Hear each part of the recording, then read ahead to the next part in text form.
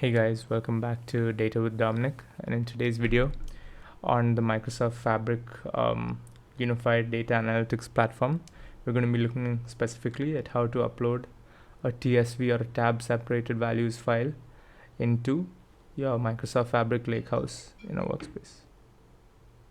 So what you want to do first is open your Lakehouse. So we can come to workspaces, choose the workspace in which you've created your Lakehouse, and open the Lakehouse that you created. I have a video on that which I'll link to in the top right hand corner of your screen, but you can hit Lakehouse and it should open for you, and you've got this table and file section.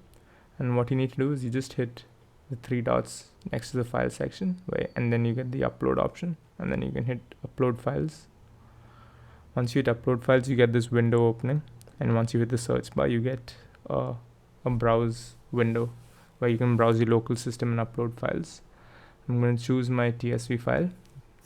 It's obviously of the text format, but it's in the TSV format, and we can access the data correctly when we use PySpark and notebooks, which I'll be showing you later on in the series.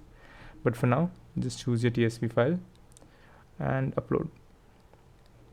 So once uploaded, you should see it in the file section along with the size it's taking up, and you can hit the file to give you a preview, and that shows you all your data in the TSV format. And using PySpark later on and with notebooks, we can extract this data correctly into a columnar structure, a tabular structure. So that's a little bit about how we can upload a TSV file into a Microsoft Fabric Lakehouse. So thank you guys for watching. Don't forget to like, subscribe, share, comment, and hit the bell icon, and I'll see you in the next one.